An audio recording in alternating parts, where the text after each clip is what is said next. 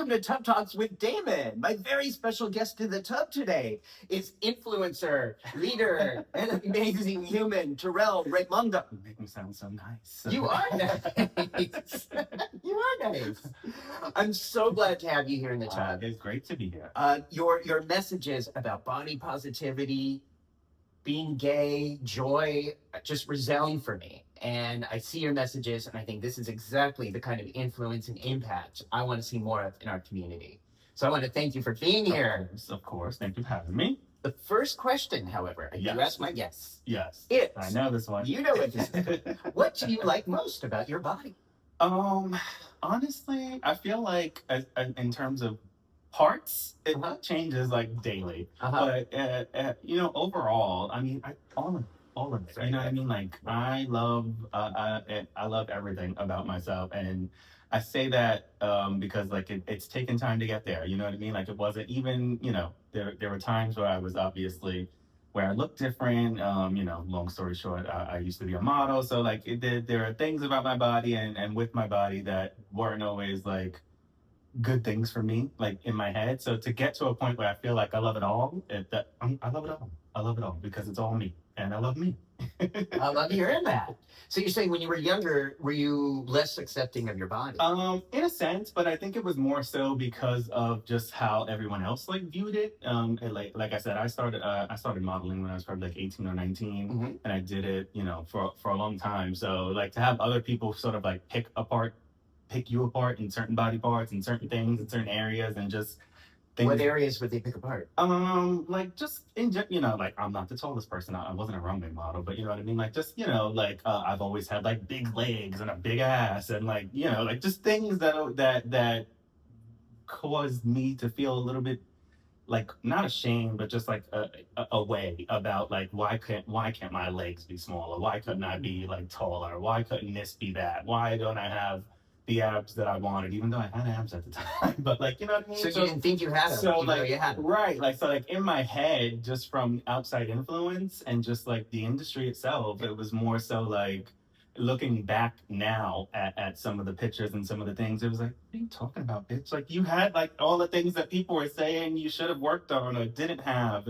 So like especially with the whole body positivity thing, like getting to a point where I feel like I actually love all of me is just like, this is it.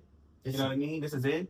It's here, and like all of those different versions of myself brought me to what I am now, and I love it. Like love that. So now on using Instagram, and I think you're on X, Twitter thing. Yeah, I'm on everything. Yeah. I'm on everything. You celebrate your hair, your body hair. Another thing that your curves. Took, time in a sense, because at the time, like, everybody was like hairless and like nobody had like hair. And I started getting chest hair when I was like 12. Like, so just things that were like you pressured to shave it? I wouldn't say pressured in the sense of like some there were points where people would be like, that you have to shave that, like you have to, you know what I mean? So like yes and no, and then like it took, like I said, it took time for me to be like, no, I'm not doing that. This is what it is, and this is me. And if you don't like it, then oh well. And you're 39 now. I'm 39. Okay. About how old were you when you started to say, this is me, and I'm going to love my body? You know what? And my hair and my curves. I mean, it was probably, I'm gonna say like around maybe like 2012-ish, honestly. Okay. Because I could remember like 2012 was kind of like a lot happened that year. Like my grandmother passed away that year, which for me was like just a mess because we were very, very close. And 2012 was kind of like the year that I sort of pulled back from, like the modeling and just acting, and not necessarily because I wanted to, but like my grandmother passing away put me in a bad like headspace. So it was like nobody really knew like how terribly like it affected me, just because I hit it really well. So I kind of like pulled back from, a lot of the things that I was doing in terms of the acting and the modeling and the things like that. And then just life got in the way, like regular life. So I would say like it was around then that I was like, everything was sort of changing and I wasn't so much like in the industry like I was, and I wasn't doing a lot of the things that, exposed me to people who may have had like something negative to say or just input in general. So throughout that like year, maybe 2 years, it was just like, all right, now like my brain is like back. I'm back on a good foot. I'm happier. Like I'm getting over the fact that obviously my grandmother's not here because, like I said, it affected me a lot more than most people would have thought, and that I let out. So after that, it was just like, you know what? I don't give a fuck. Like this is it. And this is what it's gonna be, and I really don't care. And then honestly, like as I've gotten older, it's just become more of like I don't care. Like this is it. You don't like it, don't look.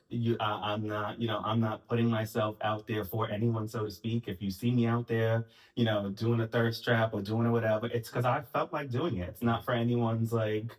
It's not for anyone. It's for me. So it gets worse in the sense that I just don't care anymore. Like Wonderful. I'm literally like, if I want to take a picture and it's a little thirsty, I'm gonna take it and I'm gonna Yeah. post it. And if you don't like it, then the great thing about the social media platforms is you don't have to look at it, and Right. you can block me, and you could just keep scrolling. So Do you ever get negative comments? I do. Like honestly, like I try not to look at any of the comments. I mean, I look like more so. It depends on what social media I'm on, honestly, because I feel like the most friendly group of people to me is on my TikTok, Mhm. and my TikTok is also like my most like my biggest platform in a sense. It's where I have the most followers. It's where I do like the most posting.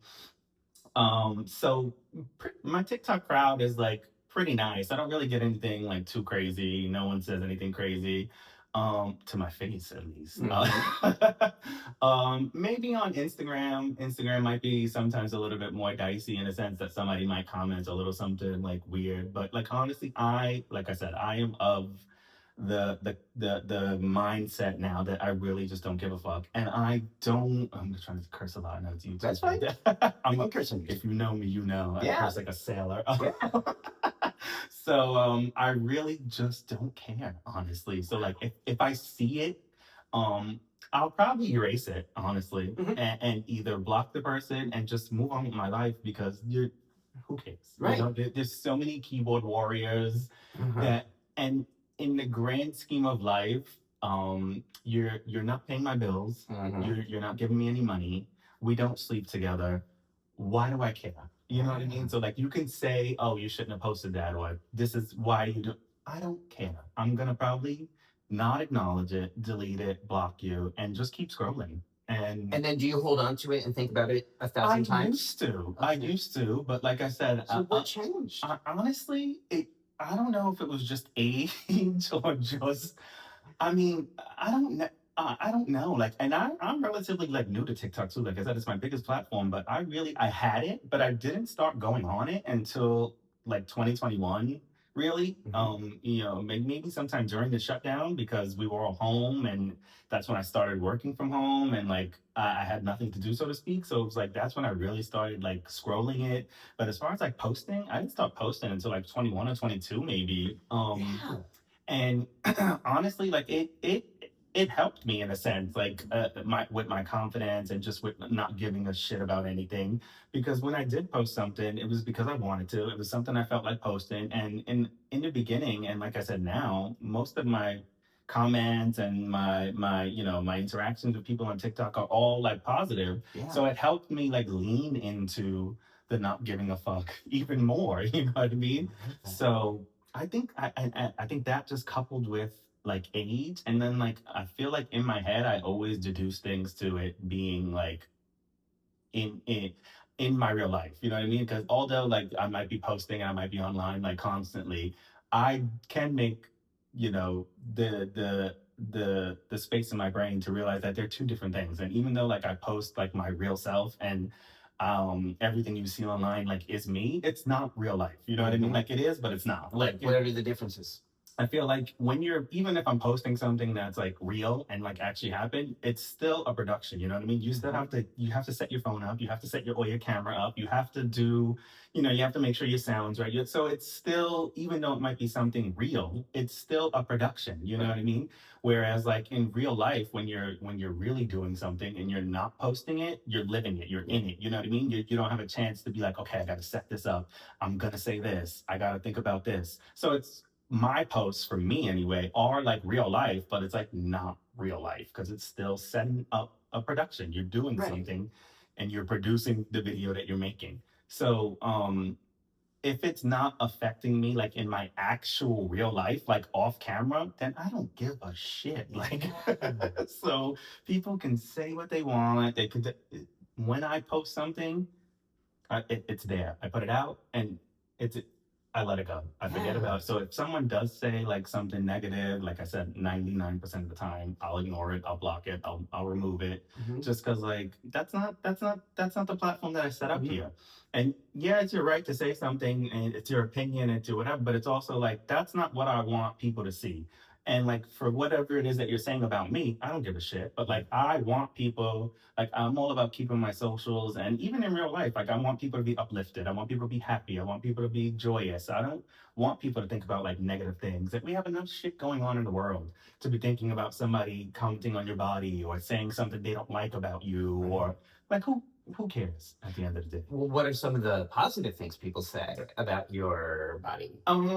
Positive thing. Obviously, it's my legs, my thighs, my ass, my chest, the hair. A lot more people have come around to hairy guys like in the last few years, whereas before. Okay, can we say that again for those in the back? Yes, say that again. yes. A lot more people in the last like 5 to 10 years have turned that corner, and it's about damn time. You know what I mean? Like. Right.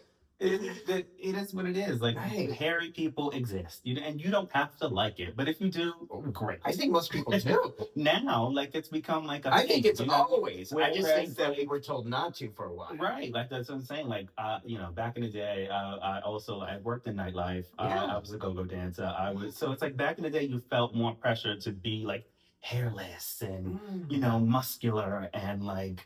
And now it's like, the dad bod, the hairy guy. And it's like, listen, when we were all on the, in the forefront, you guys didn't want it. Like, and now it's like everybody wants it. If they don't, if you're not hairy, you want to be hairy. If you don't have a beard, you want to have a beard. It's like, oh, now everybody's coming around when we were there already. Okay. You missed the train. We're here. We left without you.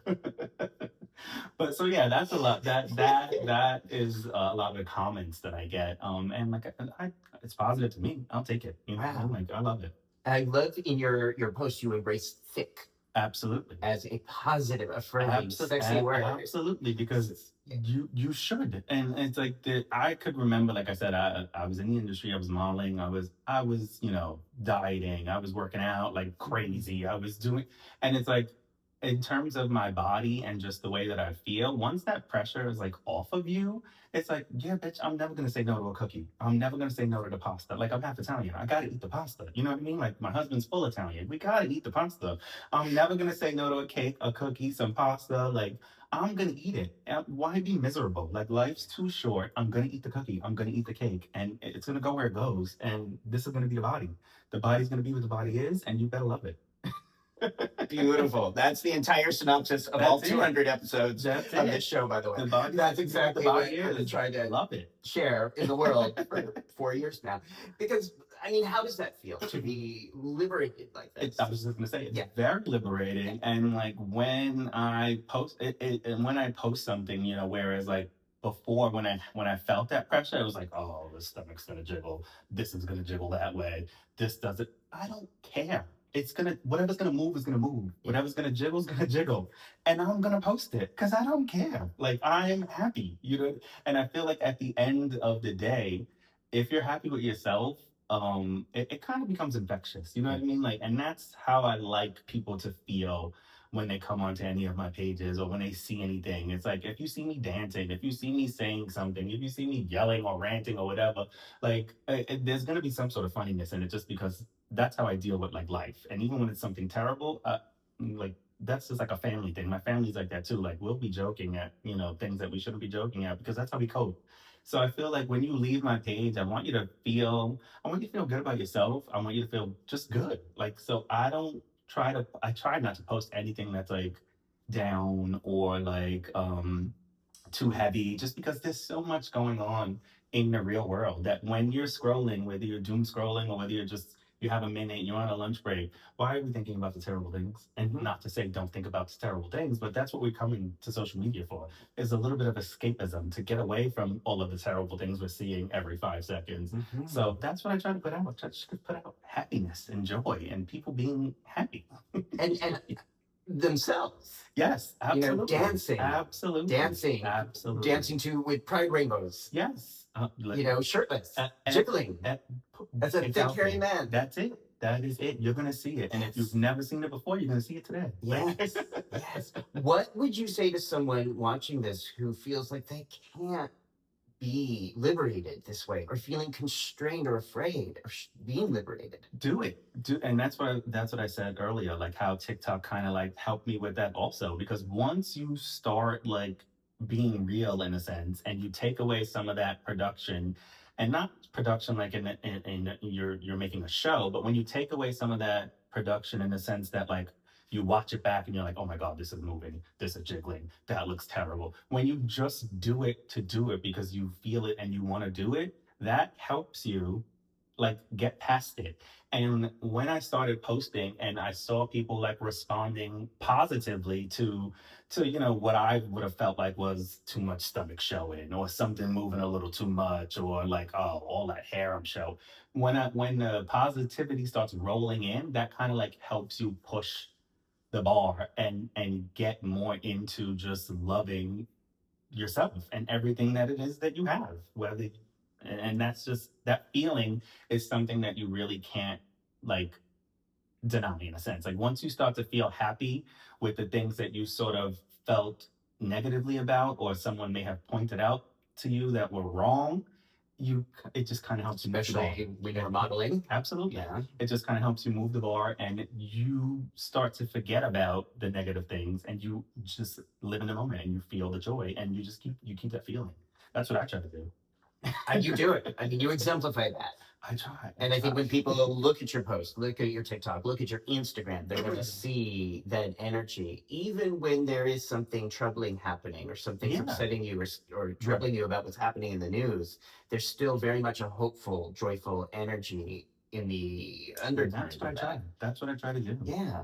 Have you always felt like you've been sort of this person able to see the humor and the Oh optimism yeah, in and terms stuff? yeah, Yeah. just because like I feel when there's something to like it's not to say that there's nothing you can do, but there's so many terrible things going on that it's like if you hold on to that, it just becomes like that feeling of just dread, like you can't do anything about it. So to recognize that yeah, there are atrocities happening in the world, obviously, and terrible things going on.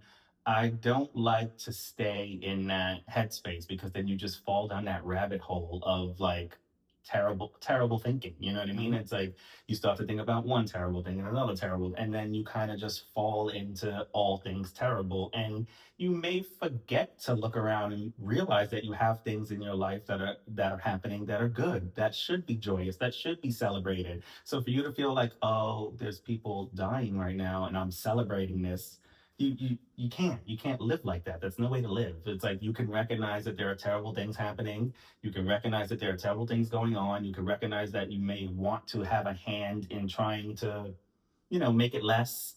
Whether it's protesting or donating, whatever it may be that's keeping you in that headspace. You can't feel like you can't celebrate the things in your life that should be joyous, Mhm. even just because the world is falling apart. And I feel like in my head, I've always been like that kind of person. It's like, yes, something terrible is happening, or something terrible has happened, but let me celebrate this birthday. Let me celebrate this milestone. Let me celebrate this friend getting engaged, or whatever it may be. Like because life still goes on, as it should, and you shouldn't feel burdened by the world when you're trying or when you're having success and joy in your life that you need or should celebrate. Okay. Okay. Wow. So being able to find joy In even everything. in atrocities, which, every day of our lives, there have been atrocities happening Right. in the world. So that's not new. Right. I mean, that's always happening. Right. I think that's been happening every day for the last, Our as long as existence, Western right. civilization has existed. Our entire lives, Right? you know what I mean? So that there's still a joy, a resilience, a play that's available for us. And I always think like, okay, I have no sense of guilt because I Right. have no sense of like inner should. Mhm. There are times that I have been surrounded by death and trauma and still found something to laugh or Yes, joy about absolutely. in the middle of that. Same, And other same. days it's not on my plate. Right. And it's like when it's my turn, I'll Right. deal with it. Right. When it's not my Exactly. turn, I'm not going to suffer with it. That's what Yeah. that's what I feel. Yeah. Don't do it. You can't do it to yourself. Yeah. That's no way to live. Now, speaking of living and resolve, you are on the cusp of a new decade of your life, know. turning 40, which is a wonderful It milestone. is, but it feels so weird to me. Like, I'm still, I still have best friends from high school, and I am the youngest one out of us. So I'm like the last one to turn 40, and I'm like, where did the time go? Like, how did we get here? Like one of my best friends, she has 3 kids, and she just turned 40 last year, and I'm like, bitch, we were just in high school, like, buying shit from the vending machine and graduating. Like, how did we get here? Like, where did it go? So it feels weird because in my head, like, I don't, as if you feel 40, but like, I don't feel like I'm gonna be 40 in a sense. Like, I forget sometimes that it's like, oh shit, you're gonna be 40. Like, what are you doing? But like, it's here. And I'm glad for it. Like we spoke about moments ago. Um, I am okay with getting old. I relish in it. I want to get old because the alternative is death. And we don't want that. Okay. So let me get old. I would hope to age gracefully. But it is what it is. What does aging gracefully mean to you? Aging gracefully, not only in terms of like looks, is hopefully everything stays together as much as possible, but aging gracefully in a sense of just continuing to to find joy, continuing to be happy, continuing to be content, and just like feel good. I just feel good, and physically, mentally, all of that. On TikTok, there's the old gays. And they're a bunch of older gay men who live in Palm Springs, and like they're always dancing, they're always singing, they're doing stuff, they're posting, they're happy, and like that's what I want to be. You know what I mean? I always say in my lives, and I'm on live, and anytime I mention like getting older, they are like the goals in my head of aging. You know what I mean? Like they're in their 80s, they're doing stuff, they're living life, they're just doing whatever, and that's how I want to be when the time comes. Because, like I said, the alternative is not something I'm interested in. Right. So let me get old. Right. I think of it that way, except I think I want to age disgracefully, which is kind of why I couldn't even do a show like this till I was in my 50s. Like I didn't have the confidence to like invite strangers to come sit in a bathtub with me Right. until my 50s. I have bathtub envy also. I have no bathtub in my house. You come over anytime. You can use this bathtub. Just showers, and I'm like, why did we get rid of the bathtubs? I was supposed to have one. Contractor issues. Don't get me started. I'm sorry. It's never too late. I know. We're never too late. We're gonna have to put it back. We're gonna have to put one back. It's never too late. It's not the forever home, so right. But we're gonna have to put one back to sell. Right. When I turned 40, I wrote a series, a blog, at the time called The 40 Lessons of 40. Mm-hmm. The 40 things that I had learned that made me so appreciative about turning 40. Not, a huge part of it was just having lost people to AIDS. Right. And thinking, what a slap in the face to them to begrudge or complain about the privilege of aging. Because so many of them would change get to be old. Places within New York City. And it's like, if you think about it in the beginning, it's like, never mind to be old. They didn't get the chance to be what would be considered middle-aged, a lot of them. So it's like, for all of those lives to have been cut so short, for me to have the nerve to be like, oh, no, that doesn't sit right with me. Like, for all of the people that didn't get to throw on, rainbow clothes and prance in the street, or have like even though they're trying to take some of them away, a lot of the liberties that we have nowadays, like how it just feels wrong to sort of like shit on that or sit in a terrible place when so many people didn't make it to even do that, Right. to get to experience that, to Right. be able to walk down the street with your boyfriend, if you're a lesbian, or with your girlfriend, or with your, your husband, your wife, your partner, whatever.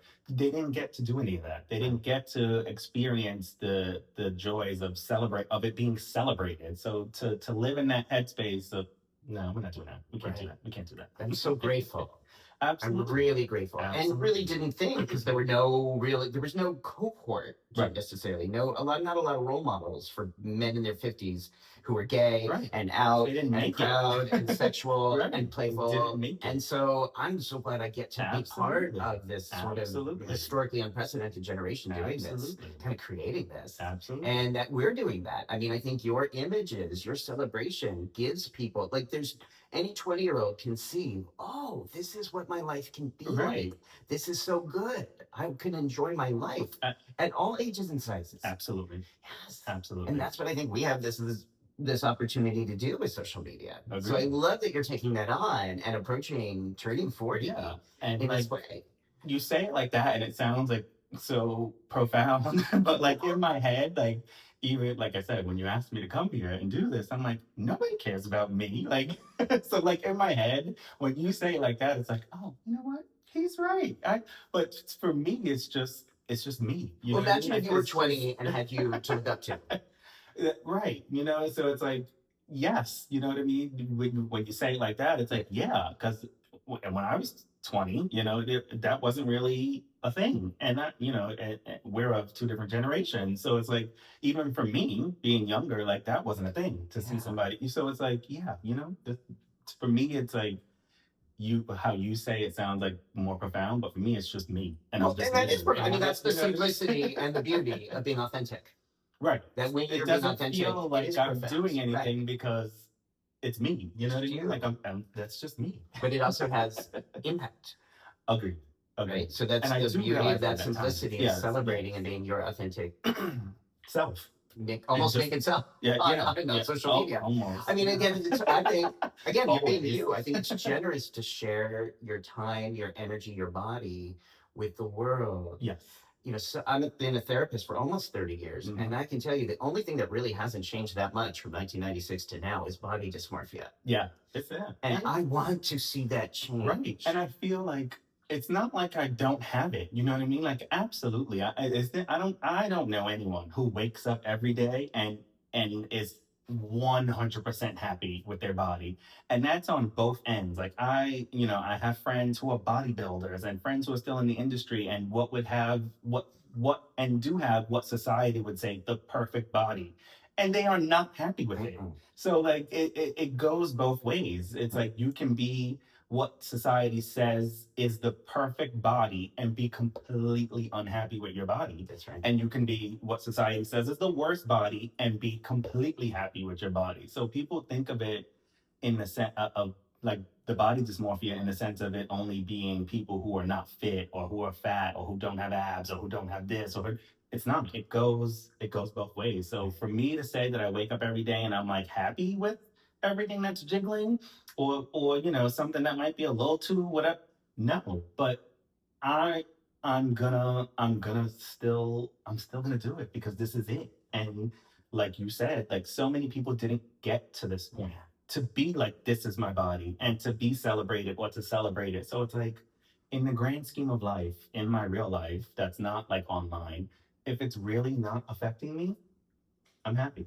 I'm happy with it. And this is it. This is the body. The body's going to be what the body is. I always say it. And this is it. Beautiful. That's so cool. That is cool. I mean, it is profound. I know maybe like you don't hear that or to think of it like you're living in your life in your head 24/7. Right. From the outside point of view, I can just tell you that I think that's an important message. And I think it is a wonderful, simple brilliance. Yeah. When we're living our true selves and can impact others and save some lives in the process. Right.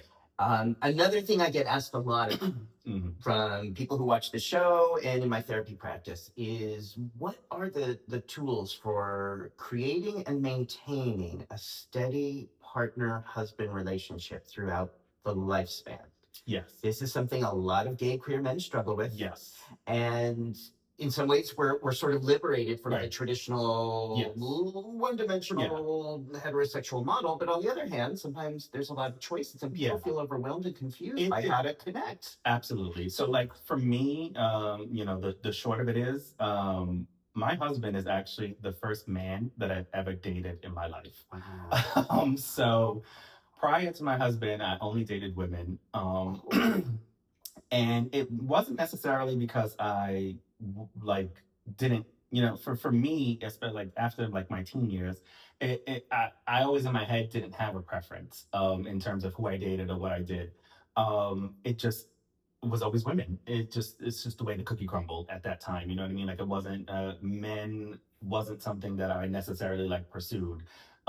They may have like pursued me, but it was also like an area for me where I was like not experienced in. So it was like I'm not gonna go into it heavy because I don't know if I'm ready for that yet. So did you ever like play around with other boys or teenagers? No, not as a teen. As Not a- no, not as a teen. Not Okay. until I was a full adult, like And did in you my 20s. ever have those urges? Like some of us can remember seeing someone on TV being like, "Ooh." You know what? Like for me, it wasn't necessarily like on TV. It was always like in real life. You know what I Uh-huh. mean? And it was always like, okay, I know that. Like I said, as a teenager, like in my head, like it took some thoughts, some thinking, and like before I realized, like, okay, it's not just girls. It's guys. It's whatever. And like I knew that as a teenager. I never acted on it just because like I felt like in my head I wasn't ready to go there. You know what I mean? And always said in my head, I'm not gonna go there until I feel like it's right. And then when I got into the industry and I was working in nightlife, it was not to say I was like hot shit, but it was almost like too easy and it didn't feel right. You know what I mean? So it's like I didn't get into it really because I don't know, it just didn't feel like it was the right time. And for me, I felt like I wanted it to feel like it was happening because I was ready for it and it was supposed to. With a So, man. yeah, But you had been with women. yeah. And like thinking back after the fact, you know what I mean? It's not to say I didn't have successful relationships, but obviously none of them lasted because I had married my husband. But like thinking back, it always felt that way. You know what I mean? Even with women, like I did it because it was like this is what I'm supposed to be doing.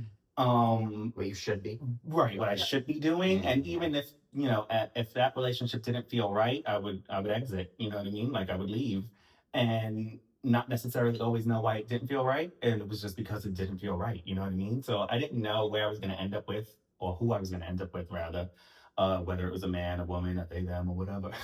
So I just felt like if it wasn't right, I'm leaving. And then when I moved out, I was in my 20s. Like I said, I moved out and I had a little bit more Moved out of from home. from And, like so I was out on my Okay. own. I had roommates, but like To I Brooklyn. wasn't with family. No, I was born in Brooklyn. Oh, okay. Wonderful. I moved to To- Chelsea, the gayest Chelsea. place ever. Okay, so but you moved to Chelsea before you were even out? Yeah, Wow. I was like in the midst of getting it together and like figuring it out because I was like, okay, now like I feel like this is an area that I need to explore. You know what I mean? But I was like, I still lived at home. Obviously, I was young. I was in my 20s. I was 22 when I left home. I left home. I moved to Chelsea. I had two roommates. One was actually straight, and one I still speak to this day. I call him my fairy gay father. He was like a fantastic role model for me in the sense of just like figure like just a proponent of like you got to figure this out. Like don't necessarily hit the streets and go crazy, but like you gotta figure it out. And he definitely gave me that like that freedom to and that like the go ahead, so to speak, to say that like it's not necessarily wrong. You're not doing anything wrong. You're just doing something new to you, but you gotta like figure it out. Mhm. And I did. You know what I mean? I like I said, I didn't. I still kept that mindset of not being in a relationship that didn't feel right for me. I just took away the factor of that it could be a man, it could be a woman, it could be whatever. I was like, the next relationship that I'm gonna get into with whoever it is has to feel like it's right, and that was always a thing for me. I was never like it just like I was never promiscuous. I was never like it just was never my thing. And it's like till this day, like listen, girl, whoever get out there and get it and do it if you want to do it. I'm all for it. It just wasn't my thing. And at that You time, didn't go through a slut phase. I did not. I never felt like I had to. You know what I mean? Like I never felt like I wanted to. Because trust, if I would have felt like I wanted to, I believe you would do what you wanted to do. I would have did it. And it's just, again, at that time, like I said, I was 22, and it was like, wow, everybody else is slutting around. Like, what's wrong with me? In a sense that you know what I mean? I felt like I was like wrong because I wasn't doing it, and then just I was like, you know what? No, I don't care. I'm gonna do what feels right for me. Wow. No matter what. So I had friends who were living it. So did you feel should? So you should be sledding around and sleeping around. I did feel like I should, because I'm like, why are all the rest of my friends like sleeping around and hopping from? But it just wasn't. It just didn't feel right, and I never wanted to do anything that didn't feel right for me. Good for you. So Can we say that again for the people in the back? Not to do something that doesn't feel right doesn't for you. Feel right for you. It didn't, because if you do something that doesn't feel right for you, it's not going to feel right. It's not going to feel right. It's not going to feel right. And and at that time, like I had a lot of friends that were like, well, why aren't you? Not to say that I was hot shit, but like I said, I was in the industry. I was you are. You are. You know what I mean? So it was like, why are you turning down all these guys, or why are you turning down this? It wasn't just guys. They were like, why are you turning down people? Like you should be. If that was me, I'd be. And I'm like, it just doesn't feel. It doesn't feel right. So I didn't do it. And having been like not necessarily a serial dater, but like all of my relationships prior were like long relationships, like 2 years, 4 years, 2 years prior to meeting my husband. So I was like, if it doesn't feel right, I'm just gonna be alone. Like I wasn't unhappy being single, you know what I mean? I was like, I'm just gonna do what feels right for me. And bam, I started just like kind of like, dipping my foot into different things, and I was like, okay, this is something I can get with. Still not being promiscuous, but like what does promiscuous mean? Like not being promiscuous in the sense that I should have been, or you know what I mean? Just exploring things that I didn't really like open myself up to prior. Okay. And I honestly I met my husband for business, 100% for business. I was with a modeling agency and my contract was going to expire. And for those of you who don't know, my husband is a talent manager. And we had a mutual friend in common that knew I was looking for new management and was like, oh, you should meet so-and-so. So so-and-so ended up being my husband. And I met him purely for business. We met, we discussed, So was this a lunch, a dinner, a coffee? It was like a brunch. It was like and it was like flat out business. I laid out what I had sort of envisioned for myself, and he gave me like his business proposals and ideas, and I didn't feel pressured in the sense because I still had I was still under contract with my agency, so I was working. It wasn't like I just wanted a new representation because I felt like they weren't doing things for me that I needed to be done. And my husband calls me back like probably 2 weeks after we met, and he's like, I can't represent you as talent. And I'm like, okay. Like in my head, I'm like, I'll just find someone else. It's like he's like, you're not gonna ask me why? And I'm like, no, you said no, so the whys don't really matter to me. Like I'm still under contract. I have time to find a new representation. It's not a big deal. You said no. And he's like, well, I wanna ask you out on a date. And I was like, oh. Like I was like, okay. And at that point I was single. I was, living life. And I was like, you know what? Why not? Like it'll be the first actual date with a man that I've ever had in my life. What have I got to lose? Nothing at all. First date with a man? First date ever. How old were you? I was at that point. I moved out at 22, so we got married. I was 27. I was probably like 26. Wow. I was like 26. Probably. So you said 26, yes. 25, 26. You said yes to this date. I said yes to the date, and we went out, and I came home from our first date, and my roommates were home, and I walk in the door, and they were like, well, how was it? Like, how'd you feel? What? I closed the door, and I was like, I'm going to marry this man. Just knew it. They were like, what do you mean you're going to marry? You just went on the first date with a man. It's the first guy you ever dated in your life. What do you mean you're going to marry him? I said, I just met my husband, and I'm sure of it. They were like, yeah, okay, sure. 6 months later, I moved in with my husband. A year later, we got engaged. A year after that, we got married. How did you know? How did you know this was the person for you? I have no idea. And people are like at that point, especially some of my friends were like, not jealous, but and they're like, you literally just started. They were like, I've been dating men for 20 years and I can't find the one. They're like, what the fuck did you do? I was like, I didn't do anything. I was like, I literally just knew. I felt it. I felt that this was the person that I was going to be with for the rest of my life. And I just knew it. So would you say on some level, consciously or unconsciously, you were open? There had to be something Absolutely open to that. Absolutely. In order to be able to take those steps. Yeah. I mean, like for me, it's still to this day when I say it, I'm like, what do you mean you just knew, you fucking weirdo? But like, I just felt it. Like I knew this was it. And like I said, at that time in my head, I didn't care in the sense if it was a man, if it was a woman. I just wanted I wasn't looking for anyone, honestly. I wasn't looking for anything at all. I wasn't looking to date. I was just living my life. I was like, you know what? I'm 25, 26. I was like, let me get my shit together. Let me just like do life, you know? So I wasn't looking to date. I was working. I had a full-time job. I was working. I was acting. I was modeling. I was like, okay, that's all I'm going to do. I'm just going to do what I want and I'm going to live life and I'm not going to look for a relationship. I'm not going to look for anyone. I'm just going to be and exist. And then bam. Wow. Now, sometimes we meet people and we're very taken and everything's great in the beginning. And then the work comes in. And work, I don't mean bad thing. Work can be really joyful work. Right. So was there a transition for you where this sort of new relationship became a real relationship? I mean, obviously there was a transition. Some point in the last 13 years. Yeah. Or are you still the honeymoon phase? No, honestly, yes. Wow. Honestly, there is no person I'm happier to be with. Wow. No person I'm happier to do something with, or do nothing with. You know what I mean? And for me, like that was also like thinking back, like a big part of probably what felt wrong in other relationships. Like you do have to work to be in a relationship, and it's not to say that you just be and the relationship happens and it works, but I've never felt that I had to work at anything. You know what I mean? Like that we've never had anything that was sort of like, we got to fix this. This is the problem. This is going to be. It's never felt like that. We have from the beginning just been smitten.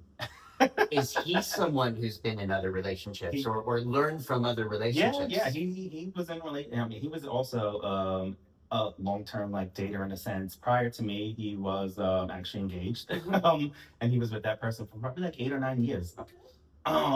He had learned a few tips about and I mean, I think that was very much where we met each other in the middle, in the sense of he at that point when he met me was very much of the mindset like he knew what he didn't want and what he wasn't gonna settle for or put up with, and I was coming from the same place. Like I didn't know what I wanted, but I knew what I didn't want, and I knew the kind of person that I didn't want to be with and the kind of things that I wouldn't accept in a relationship. Like what? Just like, you know, like the feeling of forcedness, like the feeling of just like, if we're not gonna mesh, we're not gonna mesh. Like, why are we gonna, you know, because in previous relationships, I had felt that there were points of contention where I probably should have like pushed back or, you know, made a different decision where I was like, well, let me make this work. And it was like, I'm not gonna feed into that feeling. Like, if I feel like it's not working, there's a reason it's not working, and that's what I went into it with. So, especially for him being the first man that I dated, I was like, if I feel something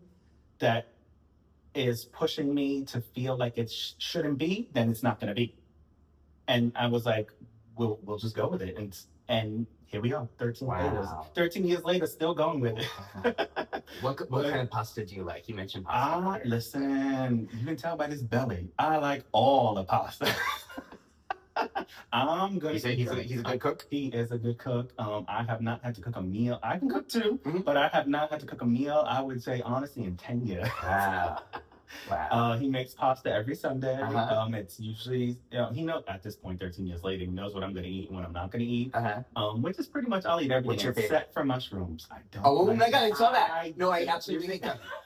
I say I'm allergic to them only because it's like, I'll vomit. Yes, I consider that allergic. Listen, don't be afraid. Listen, I'm not a proponent for lying, but lie about being allergic to mushrooms. Because if I'm out somewhere and somebody says they just I'll There's a lie, mushroom say on I'm my allergic. plate. I'll lie. I'll lie Pretty because I gross. don't want it. I Like, do that too. so yes. I do that too. Okay, we have that in common. Pretty much knows, what I'll eat, what I won't Wow. eat. But every week every Sunday rather. It's if we're home, Uh-huh. it's pasta Sunday. It's just and like I said, he's full Italian.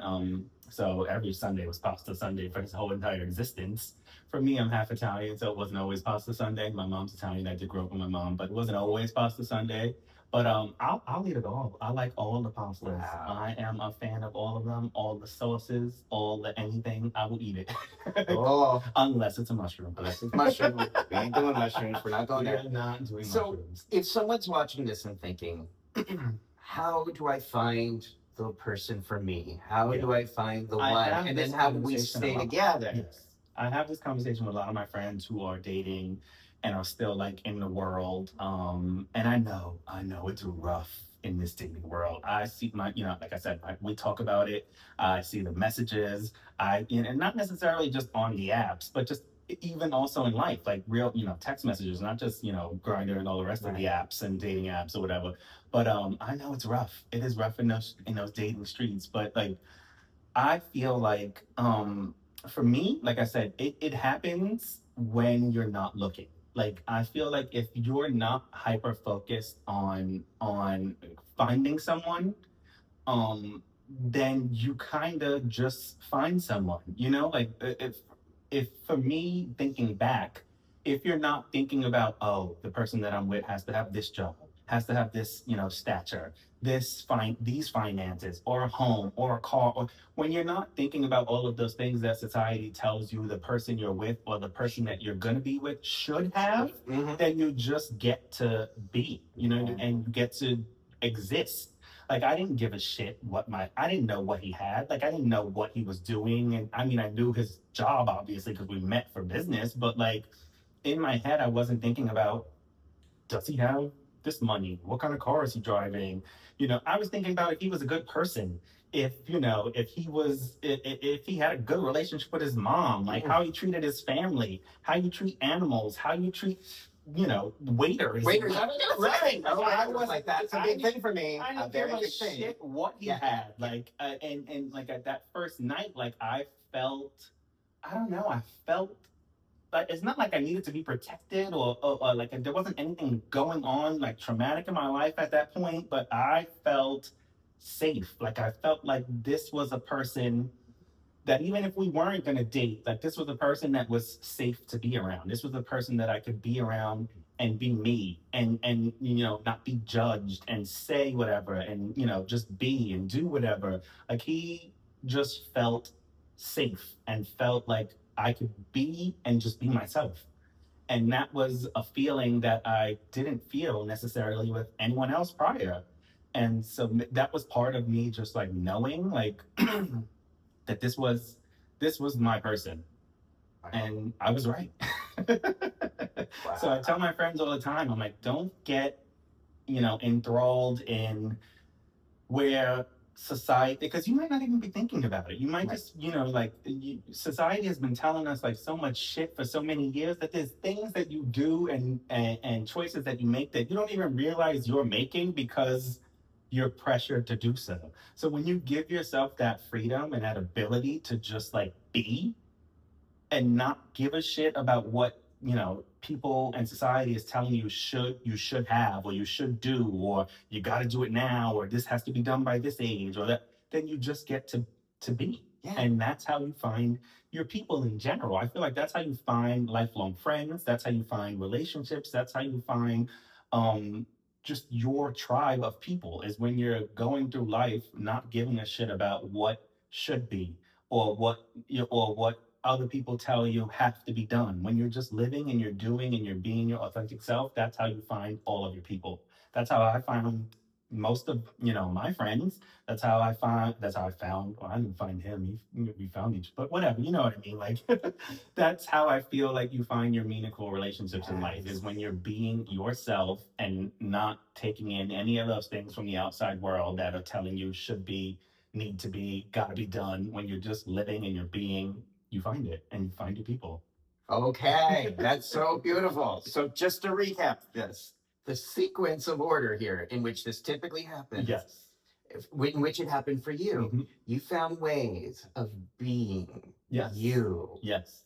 challenging or saying fuck off to the shoulds. That's it. Just being your authentic self, shining to the best of your ability. And in that process of being your best self, you found room and partnership and companionship Yes. with the right person at the right time. Absolutely. And still with that person And today. still. See, now I point that out because I think this is so important, because sometimes people think, if I just found the right person, then I could be my true authentic self. Then I could relax. Then I'll feel acceptance. Then I'll feel stability, security. And then I I'll get be that. able to, And I get that because I was yeah. there. Like I felt Yeah. that, previously. And that it sounds, for you to say like, well, just be. It sounds like how the fuck do I? But honestly, you gotta just be. You gotta be yourself. Yeah. You can't do it. And that feeling is how I knew like it was right in a sense. And like I said, it's not just relationship wise. It's relationships in terms of everyone. Like you shouldn't feel like you need a specific person to be yourself and to complete you, or to like I came to him as I am, and for what I was at that point in my life. And if he didn't like it, it wouldn't have been. And he came to me the same way. Like I said, he was off the heels, 2 years off the heels of a failed engagement, thankfully. Um, and he came to me the same way, like open and himself. And if we didn't mesh, we didn't mesh, and it wasn't going to be. But we did.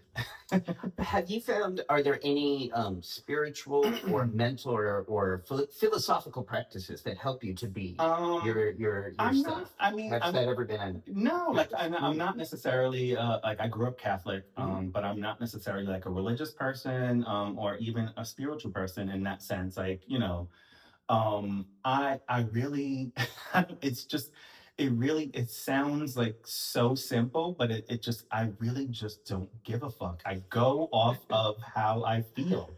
Like, and if it doesn't feel like, like if it doesn't feel right, and whatever choice I'm making, the person I'm around, and just even decisions that I make to, like, if I'm posting about something or if I'm going to talk about something, like if it doesn't feel authentic and it doesn't feel right to me, I don't talk about it, I don't do it, I don't post it, I don't be in it, I don't physically be in it, I don't be around it. Like, it has to feel right. And as I said, as I'm getting older and about to be 40, even more so now, like I don't have time to not be me.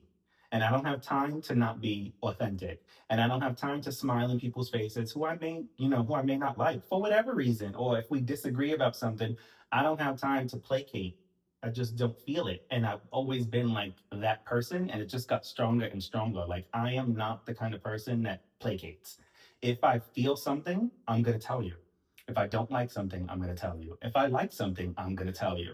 And I'm not going to be that person that's like, well, you can't, you got to just smile and get along. No, we don't.